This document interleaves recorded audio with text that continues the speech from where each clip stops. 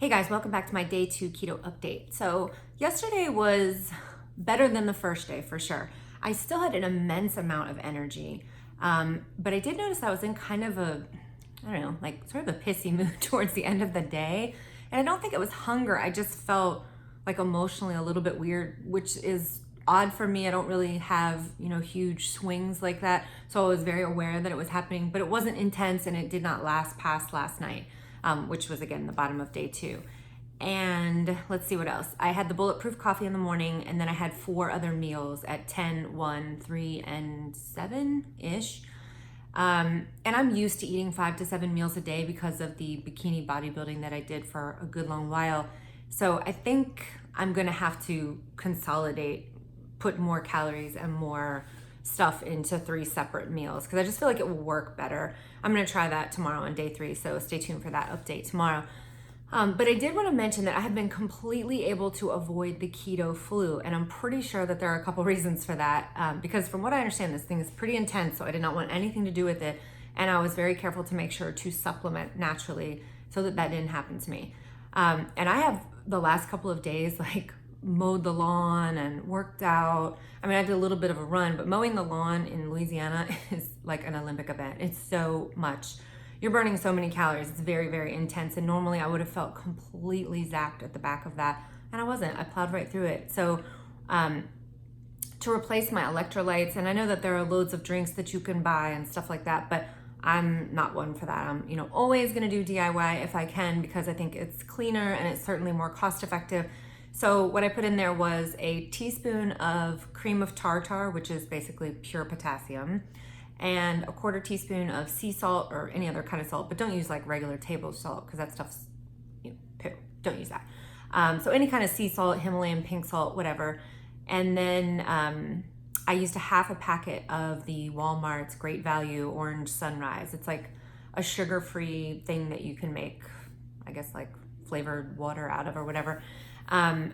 It was intensely good. Think of like a very light margarita. It had that like sweet, salty taste. And I did that yesterday. And I'm telling you, I had more energy right after I drank that than I think I traditionally do when I drink a pre-workout. So going into next week when I actually start my weight training again, I'm going to try that. I'm going to just completely get rid of like my pre-workout drinks. And I'm going to try that right before and just see if that is able to kind of push me over.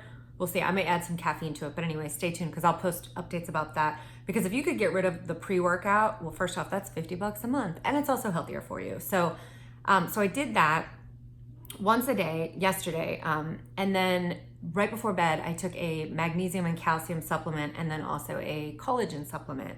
And I actually did that the first day too, and I've had zero any kind of like keto flu-ish symptoms. I've had no cramping, no anything. I mean, a little bit in the mood swing department, but again, I think that's just sort of your body adjusting. I was hungry yesterday between meals, but I am always hungry between meals, and it's because my mind is running that countdown of like, oh, how many hours until the next meal? 2.5 hours.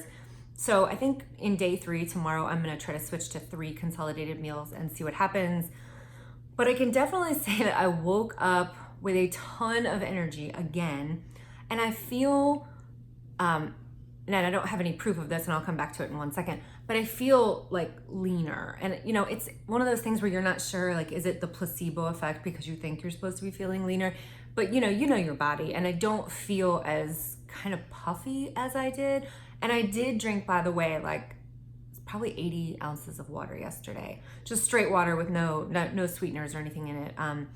So a lot of water, replacing those electrolytes with that potassium, the cream of tartar and the sea salt, and then the magnesium and collagen supplements in the evening. I feel like that has helped me to just sail right through these first couple of days.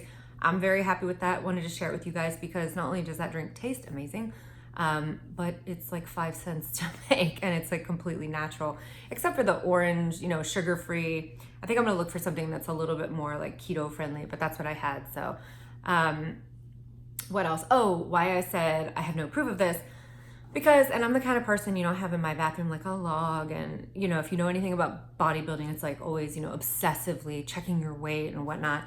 And I am really kind of trying to move away from that a little bit and make it more about like, how does my body feel? Because weight may not necessarily be a clear indication, especially for people who lift heavy, because, you know, muscle and fat. So it's just not a clean calculation like that. So I'm not going to weigh in until the end of the week because I just feel like it would be mentally sort of discouraging. Like, let's say that I had said to myself, like, oh, I should be 3 pounds down, and I was only 2.5.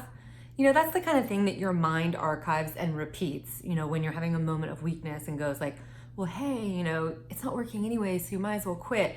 So I don't want to feed my brain that kind of garbage. So I said, you know what, I'll just weigh at the end of the week. And that is taking an immense amount of willpower.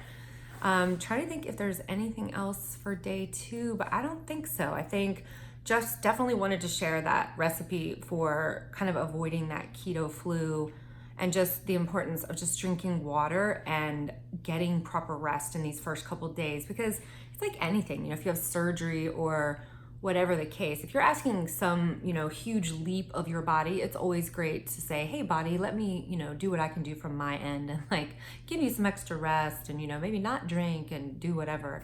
So that's it. I will see you guys in day 3 when I consolidate to meal 3. So if you're interested in seeing that, don't forget to click the like and subscribe button and turn on that little bell so you can see when I post my new video. See you guys tomorrow.